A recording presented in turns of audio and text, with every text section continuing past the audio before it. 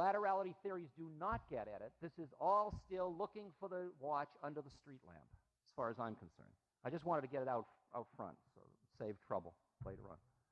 Questions? Now, in the chakra systems, if you want to see parallels that are interesting, you can see that the first chakra, which is located between the genitals and the anus, sort of up in the nerve, right up there, you could understand within Darwinian theory of evolution and people fighting with each other for survival, because that's the survival mechanism. This is oversimplified and analogs, but let's work with them. You go up to the second one, which is called, interestingly enough, Svadhisthana, meaning her favorite resort. Speaking of the snake, the serpent comes up and stops there because it's such a nice, it's like the Riviera. And that's the sexual, sensual chakra. And that's where Freud was. He spent all his time there with guilt, and guilt is as much part of it as joy. I mean, it's just, you know, it's the opposite coin. It's the polarity that's just as attached. And he built a whole system of reality out of that, right? And he interpreted everything else in terms of second chakra, which upset other of his colleagues like Adler, who was busy with the third chakra, which was concerned with power. And he built his whole trip on power. Jung, on the other hand, got into the fourth chakra with the collective unconscious and with the sense of brotherhood or humanity, and his reality was a fourth chakra reality. And just like standing on the corner watching all the girls go by, personality, these are different ways of cutting the pie. Each of these chakras has an entirely different reality connected with it. And when you run through your own chakras, you will see that you are it's a Dr. Jekyll, Mr. Hyde kind of phenomenon. You are very different people. I love you until I'm turned on by you, and then screw you, I want, you know. It's the difference between love and lust. Love is fourth chakra, lust is second chakra. Lust has objects. The first, second, and third chakra have only objects in them. Other people are objects to be manipulated and with power. And he built his whole trip on power. Jung, on the other hand, got into the fourth chakra with the collective unconscious and with the sense of brotherhood or humanity, and his reality was a fourth chakra reality. And just like standing on the corner watching all the girls go by, personality, these are different ways of cutting the pie. Each of these chakras has an entirely different reality connected with it. And when you run through your own chakras, you will see that you are it's a Dr. Jekyll, Mr. Hyde kind of phenomenon. You are very different people. I love you until I'm turned on by you, and then screw you, I want, you know. It's the difference between love and lust. Love is fourth chakra, lust is second chakra. Lust has objects. The first, second, and third chakra have only objects in them.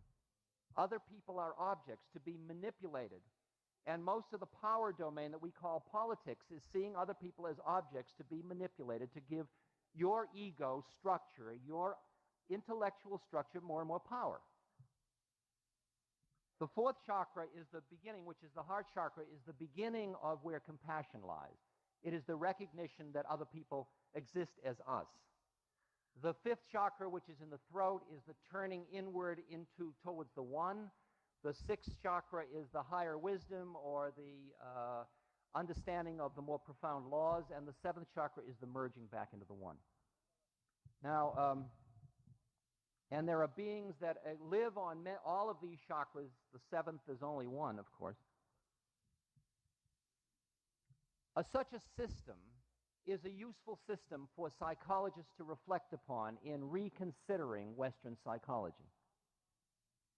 Such a system as the Abhidhamma of Visuddhimagga, which somebody like Dan Goleman has written a book about, integrating the psychology of Southern Buddhism into Western psychology. Those psychologies are so sophisticated we haven't even begun to touch the edge of that kind of sophistication of analysis of mind content, of thought content, of states of mind.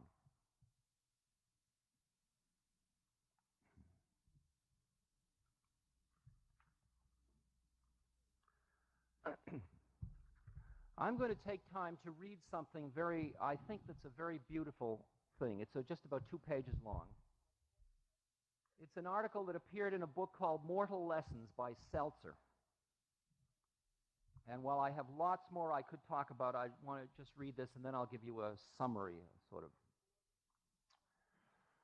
On the bulletin board in the front hall of the hospital where I work, there appeared an announcement. Yeshi Dondon, it read, will make rounds at 6 o'clock on the morning of June 10th. The particulars were then given, followed by a notation.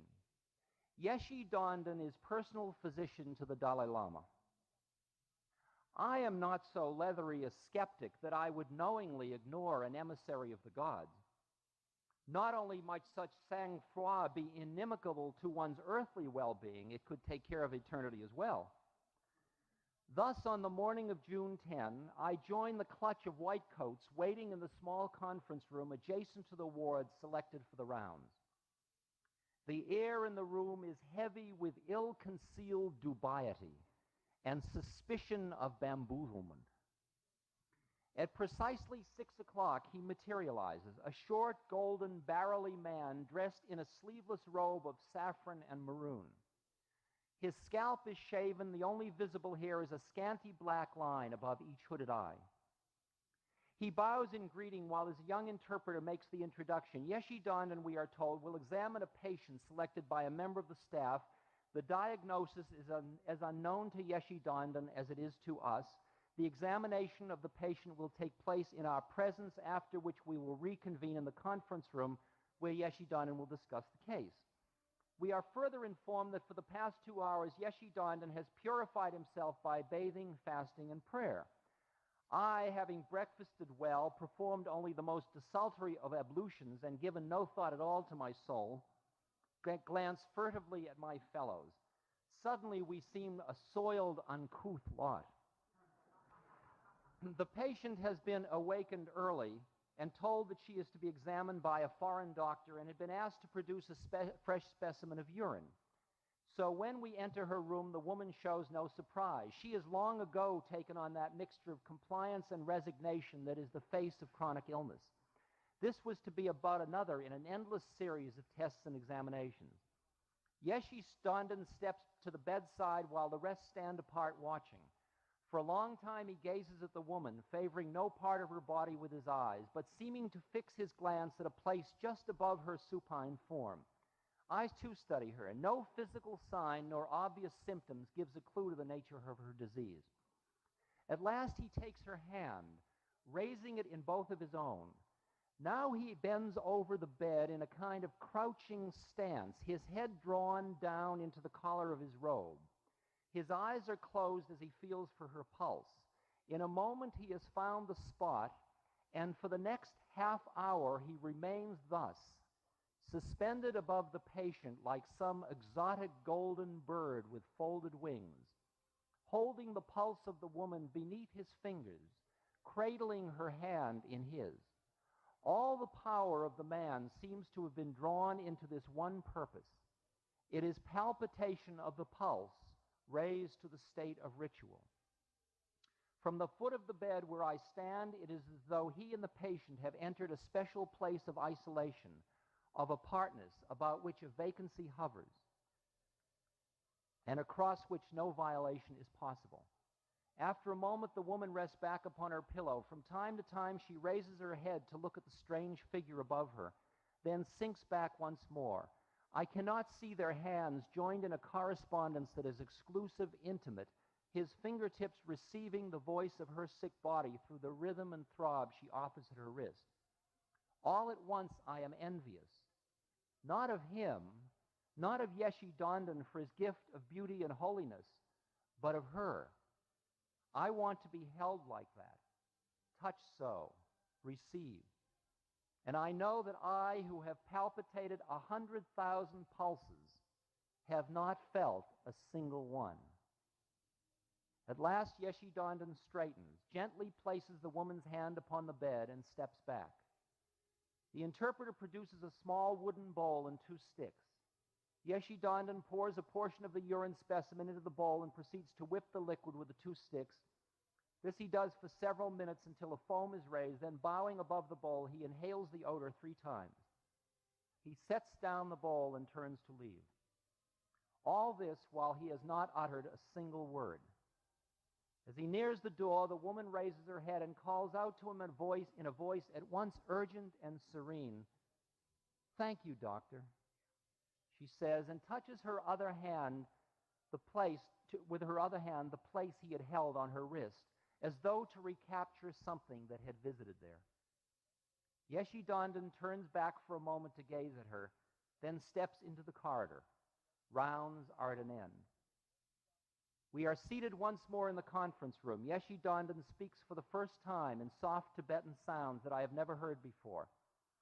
He has barely begun when the young interpreter begins to translate, the two voices continuing in tandem, a bilingual fugue, the one chasing the other. It is like the chanting of monks. He speaks of winds coursing through the body of the woman, currents that break against barriers, eddying.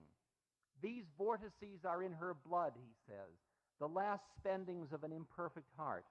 Between the chambers of her heart, long, long before she was born, a wind had come and blown open a deep gate that must never be opened.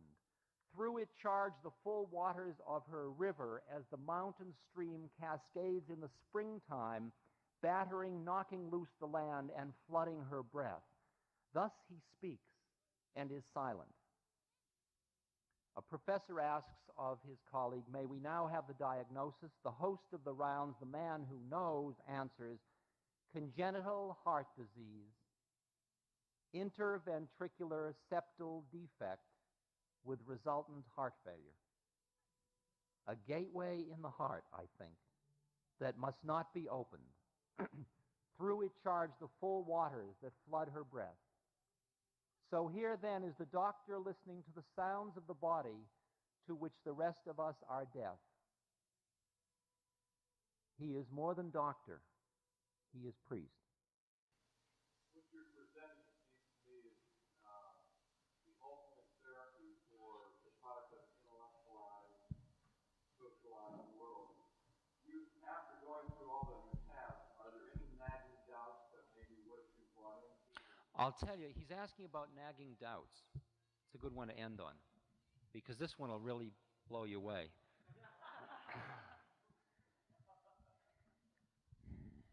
People say to me, well, it's interesting that you have these beliefs. And I say to them, these aren't my beliefs. This is the way it is. And I can hear myself saying that through many other ears from my past. I can hear, he's a psychotic because he's closed the door. I don't live any longer. I don't believe in God. God is. I don't believe in the illusion of God. The illusion of God is. Right? I mean, it's all beyond that. The realm of doubts went a long time ago. I'm over the edge. Right? Okay. It's just beyond the pale now for this lifetime. Maybe at the end, as I die dead, instead of floating out, and all those people I've taken through death to float out, and I find out all you do is die dead, I'll say, oh well, blew it that time. And then again, maybe not. But it's beyond that. I'm no longer open. I just am what I am. I can't apologize for it. I mean, I can understand the weirdity of it, but it just is the way it is. In India, when we meet in part, we say namaste, which means I honor the place in you where when you're in yours and I'm in mine, there's only one of us. Namaste. This podcast is brought to you by the Love Serve Remember Foundation and ramdas.org. We appreciate you listening, and we appreciate all the support that you've given us. Please continue that support and donate at ramdas.org. We can then continue to share what Ram Dass has been sharing for all of these years. Thank you.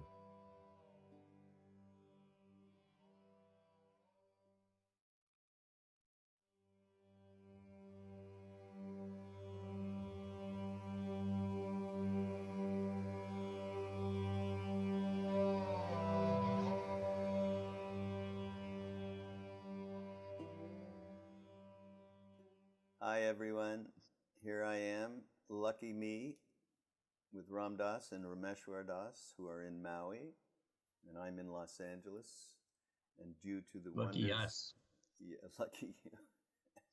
Due to the wonders of digital magic and interconnectivity, we're going to hang out here for a little bit as part of Ram Dass's Here and Now podcast. Okay, so so welcome. Hi. Hi. Hi. So I wanted to talk a little bit about the idea of satsang, sangha, spiritual community.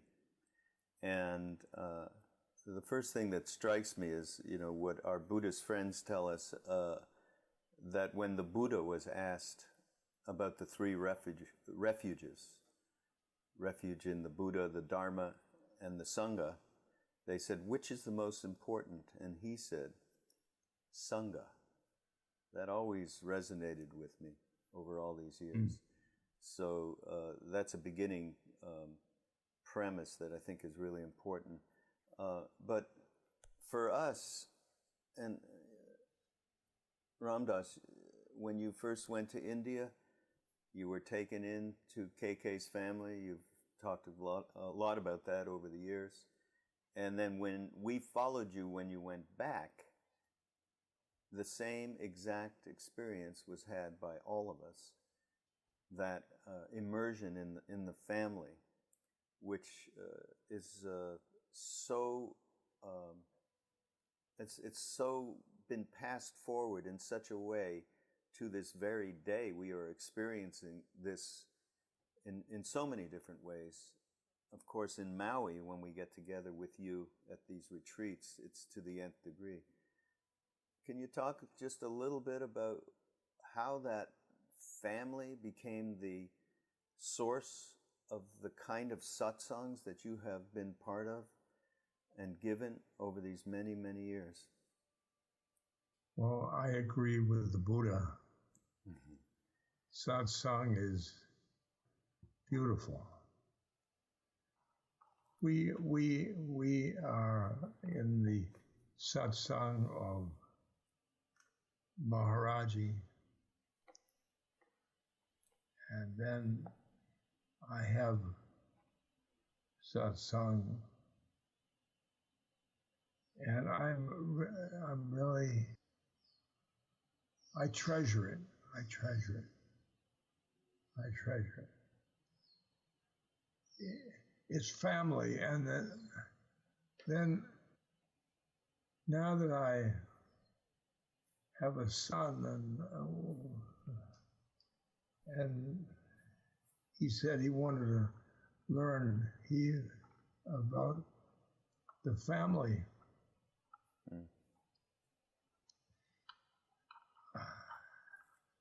I couldn't help him that way because satsang is people pointed at truth. That's the literal translation. Yeah. It's the community of seekers after truth. And my family certainly doesn't yeah.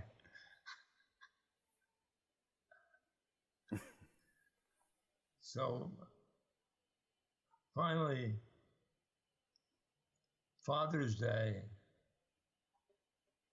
my son called me from North Carolina, and he said, "Namaste." I felt it. God, we've made an inroad. He's learning about family.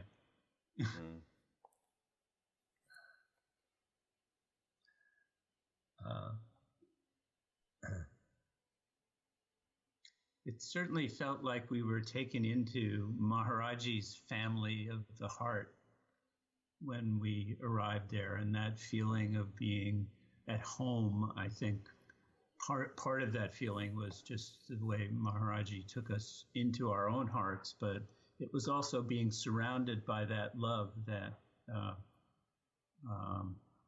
he radiated, but was reflected off all the people around him all the time. Yeah. Yeah.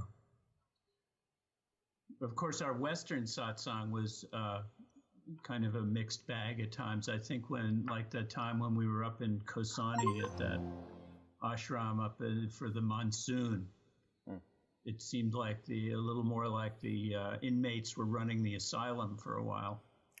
Yeah, that was more bizarro satsang, you might say, like bizarro Yes. Superman. But we're a mixed bunch. yeah, but it was still family, and it was still satsang, and as crazy as it got at different times. But I'm just reminded of like walking into KK's house. KK, everybody most of you know because he has this wonderful new book, Deva Bhumi, and just walking into his house, going up the narrow stairway that Maharaji somehow maneuvered up to get to his door on 3 levels up, and then have his sister come and take care of it. There was the taking care of. I've never felt quite taken care of that so dispassionately taken care of. Like there was no reason whatsoever.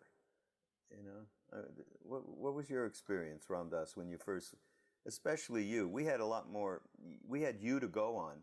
You had nothing to go on. You just were sent over there. Well, Maharaji, first of all, he told KK to take me to his house. Yeah. And he said, feed him double roti, which is bread. White bread toast. Toast. To this day, to this day, we're still getting toast from that first. Yeah. We go to his house. It must have been, for KK too, because his description of you when he first saw you, he saw this guy with his hands in his jeans pockets looking very uptight. And then Maharaji sends this guy to his house. And, to take someone into your home in India is really, because the guest is God in India. Yeah. So it's a big thing. And he did that with incredible affection and grace for all of us. Yes. I've never felt family as poignantly as KK's. Yeah. Yeah. But how that informed us for so long since then, right? I mean, how that's informed you. I mean, you created you created that whole satsang the first satsang in America, which was at Bill and Ricka, at your father's farm. I mean, that. Can you recall thinking about, okay, I think we're going to have some satsang here? Can you recall any kind of thought process of taking from what you had gotten and offering it out, or it was just you were just doing without thought? I mean, the idea of what motivated you to gather these people together? Well, they were coming from New York and Boston, where I had speeches, lectures. And I guess the grapevine has, because cars come up and people were just showing up. Yeah. You didn't decide anything. And Ram Dass' father, George, was like KK. He just, it's amazing because he's, had been a CEO of a railroad. And here he is allowing these hippies to come and camp on his land. Right. Walking around on his golf course, and we helped out to the extent we could. There's a great photo of Danny Goleman riding the tractor lawnmower, And he really made us like family. and my brother said, "Get those damn fools off the greens. Off the greens."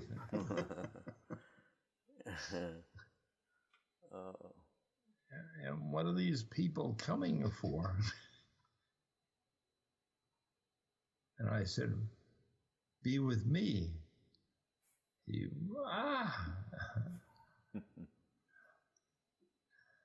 And on the weekends, when people knew that Ram Dass was going to speak, sometimes there'd be 200 or 300 people coming. There were maybe 20 or 30 camping on the land, which George allowed us to do, and he let us put up some tent platforms, and we built this darshan house up in the woods.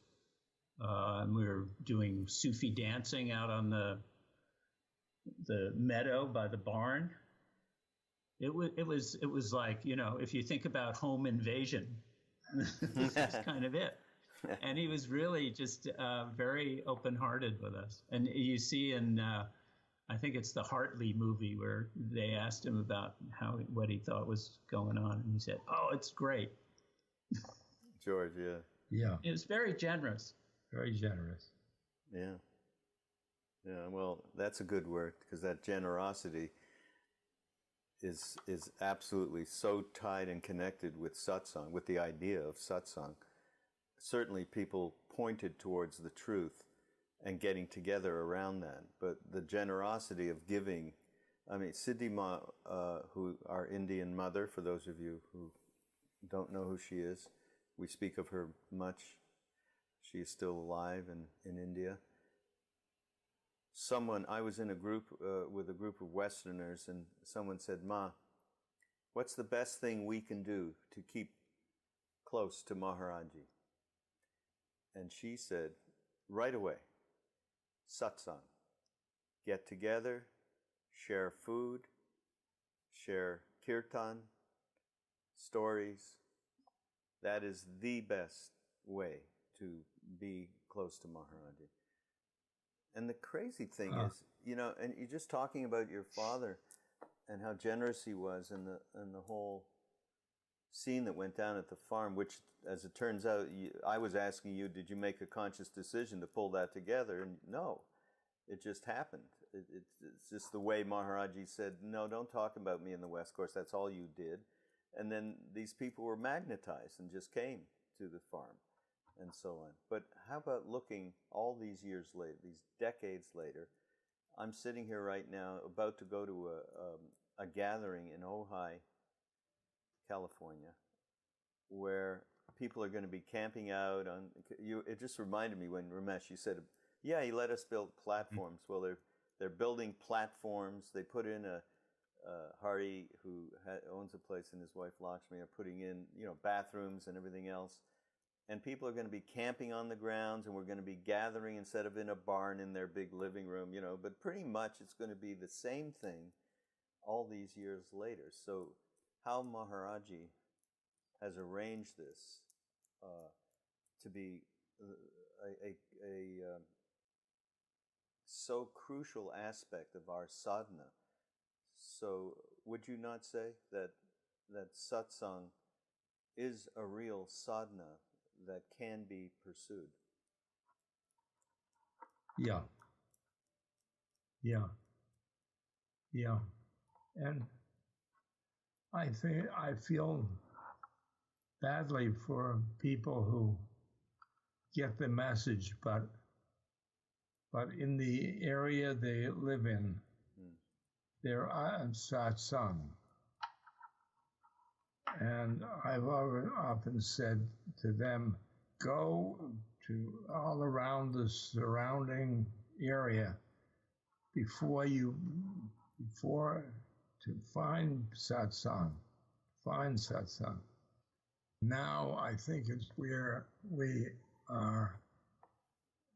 The internet is satsang. Yeah, right. Very much. I think just to go back to what we experienced in India too, just to keep in mind that it's very much the family of the heart. This is a family that is united in some way deeper way than the ties that most of us experience in the rest of our lives. And for that reason, sometimes it's a really deep connection. And, I'm reminded of Maharaji saying about Guru Dat Sharma when he put him into samadhi, that this has been a relationship of many lifetimes. I can do that because we've been together for many lifetimes, is what he said. Yeah. So I think it's really much more complex and subtle than we sometimes can possibly get to. Mm-hmm. Yes. We don't understand it fully. But we know, it feels so good and it feels so right to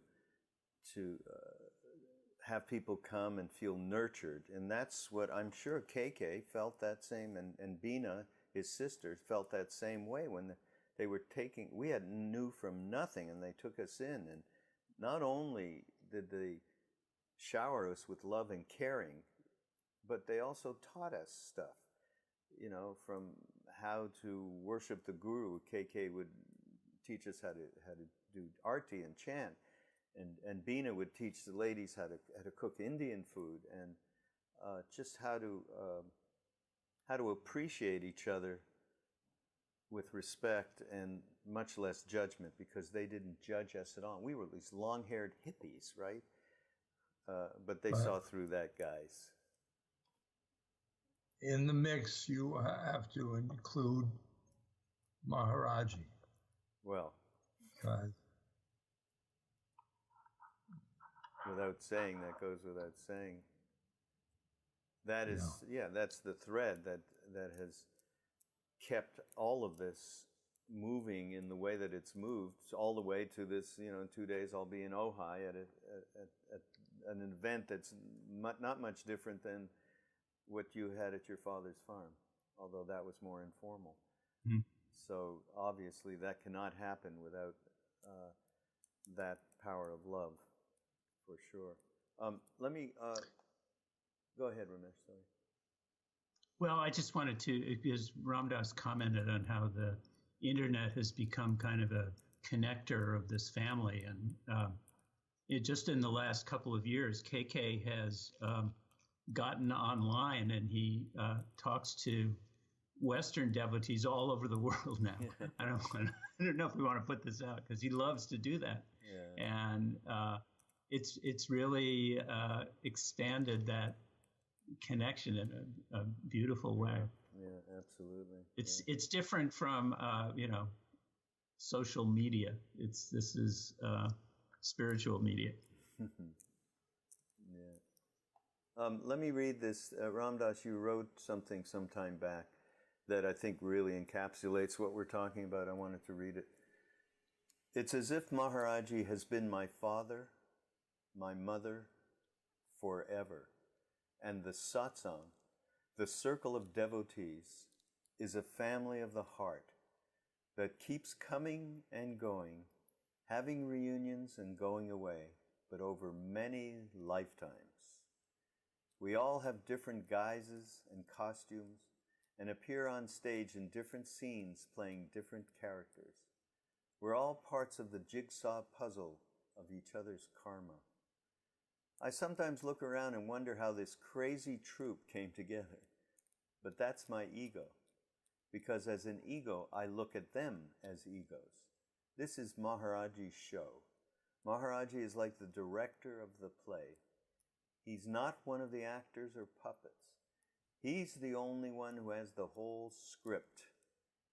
And we're too involved in the play itself to remember it's just a play. The only thing that turns out to be real is his relationship to us as souls. Then that too goes, and there's only one. That's pretty good. Yeah. Pretty good. You said some good things in your life. But to me, that's so, especially the part about that this happens over many lifetimes, and that goes a little in line with what you talk about soul pods, right? Yeah. That people have a certain relationship with each other and with their guru. And by the way, one thing I've wanted to say, and it's come to me, and we haven't talked about it, Ram Dass, in our last podcast, but we talk so much about Maharaji, who we experience the physical form of, who represents something way beyond that physical form and is no different than, you could completely transpose Maharaji with so many other divine beings that have come, that have no care except to serve people. So I think that's important. When we talk about Maharaji, we're talking about what our good friend Lama Suryadas has termed the big Maharaji, that which is the energy of unconditional, ineffable love that is behind every siddha, in this world. So if somebody else has somebody else as a guru to them, there is no different. That energy is coming from that same place, right? I mean, are you agreeing, or you're agreeing or disagreeing with me? Yes, I'm agreeing. Okay, good. I just wanted to make that.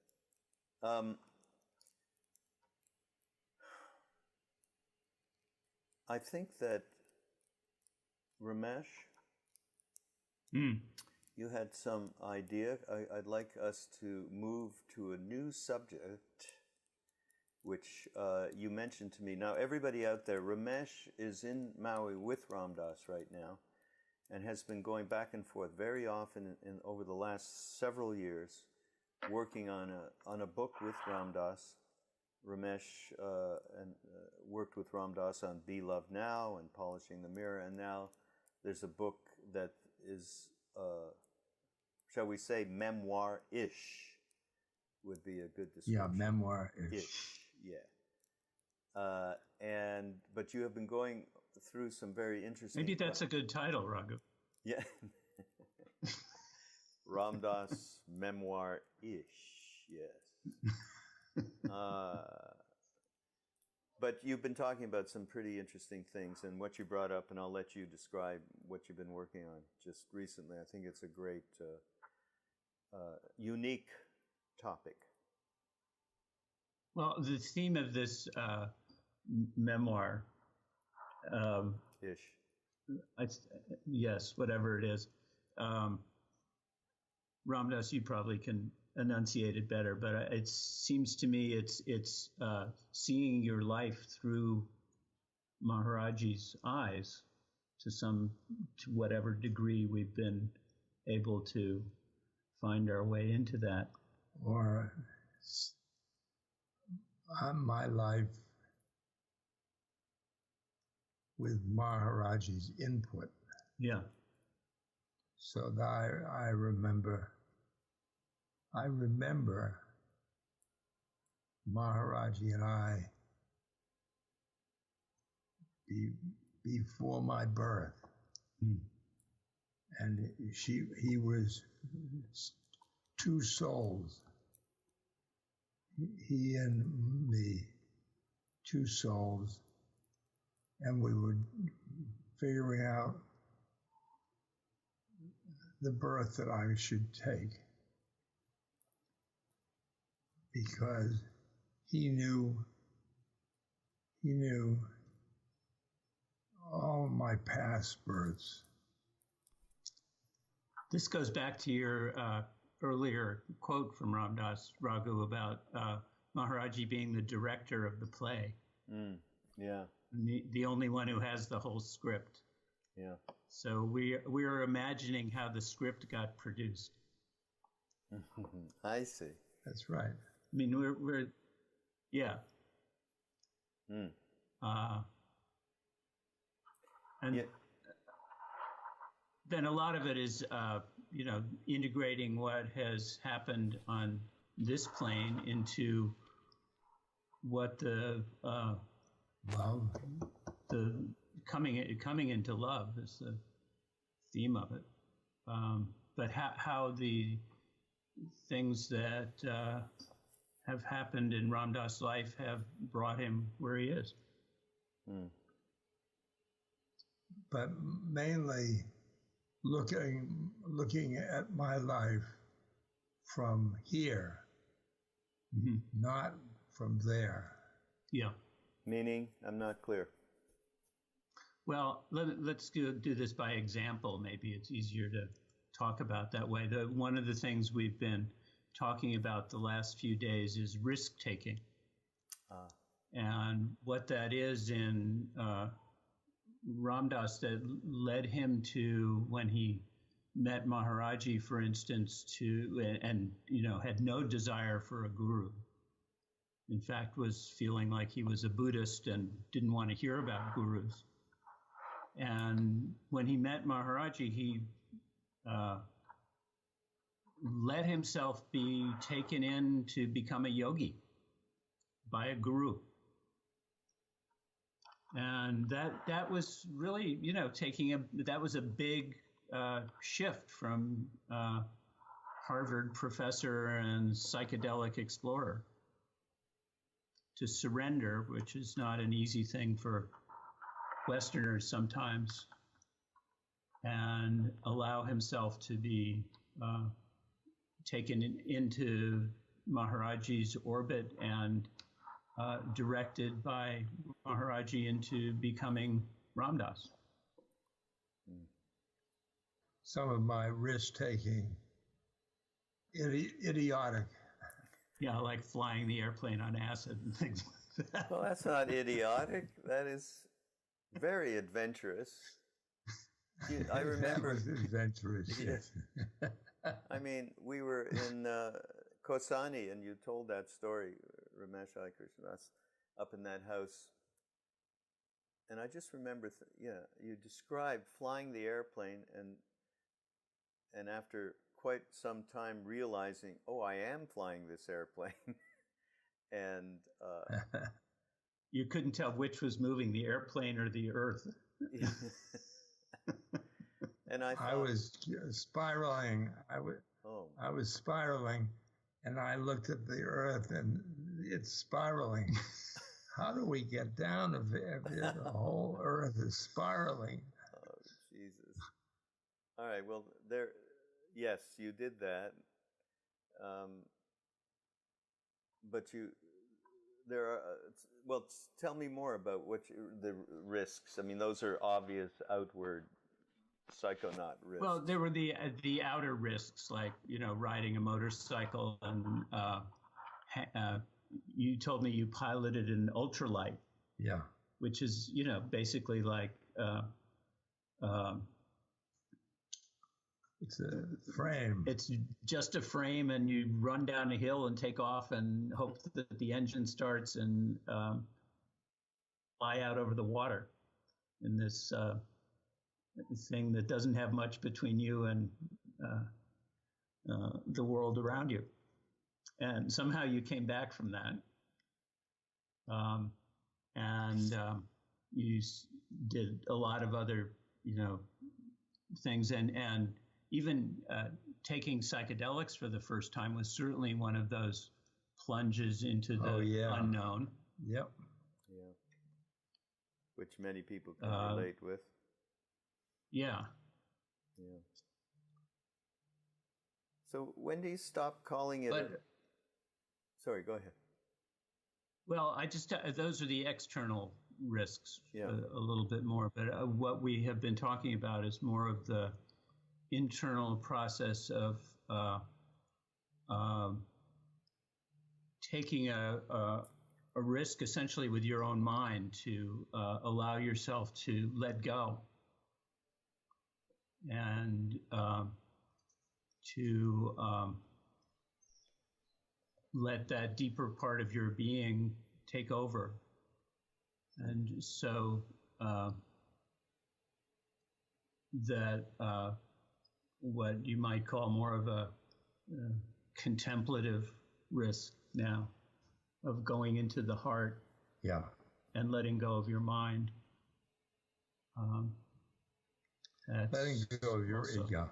Yes. It's a big risk. Big risk. Big risk. As many people are finding out. Yeah. What's the risk? Once you leave who you think you are, you don't have any framework to perceive anything. When I get into my soul,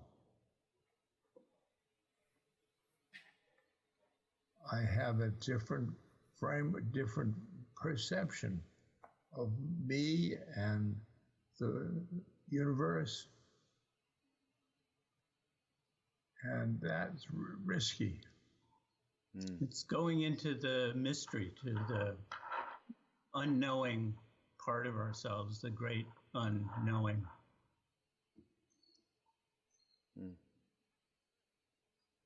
And we're very addicted to knowing. I am, anyway. I'll speak for myself.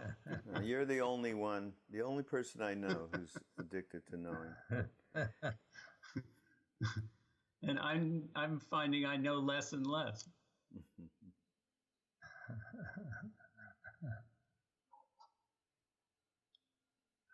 But Ram Dass, in the past you've talked about, so this just reminds me, you've talked about the vantage point, the perspective that we are, for the most part, caught in.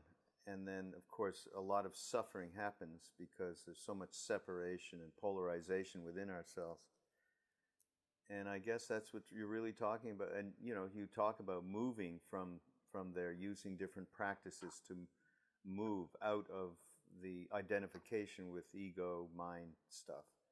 And I guess, I've never quite heard it presented this way with these words, but why not take a risk to move away from what you are used to and what you're habituated to? I guess that's a good way to put it. Yeah. Yes. Yeah.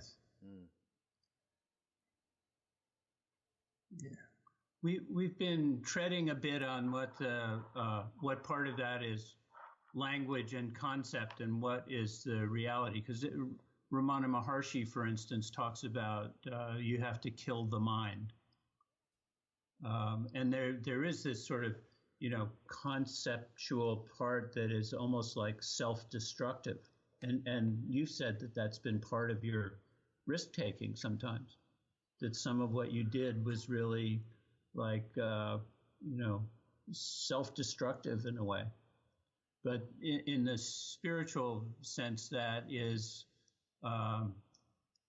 about creating or accessing another level of ourselves too. And it's almost like you have to sweep one part clear to get to another place. I think that probably was more of what Ramana Maharshi is talking about.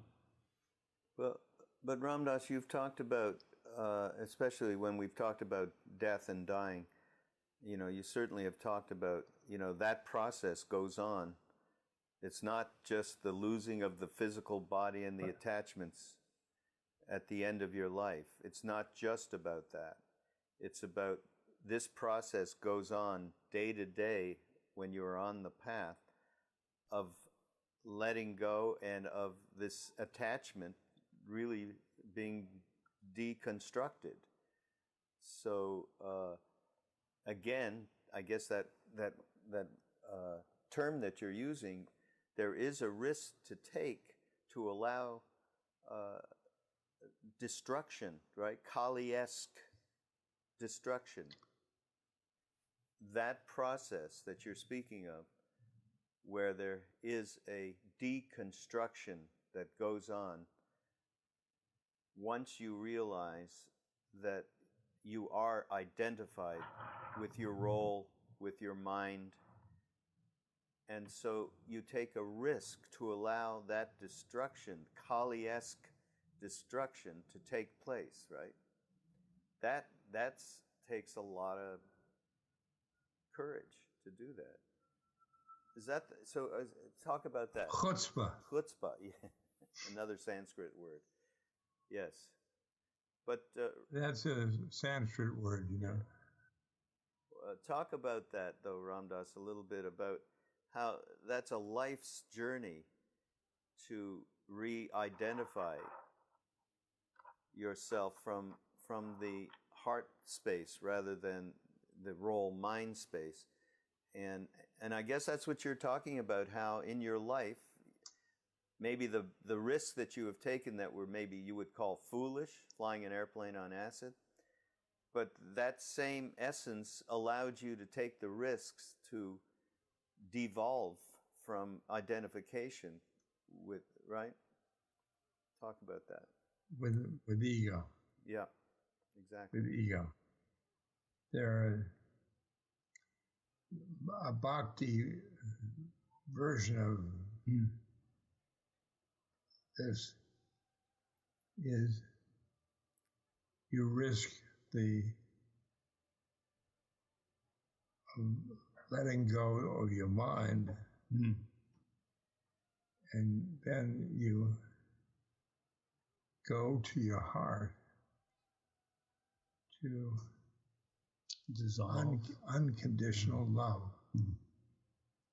And that path,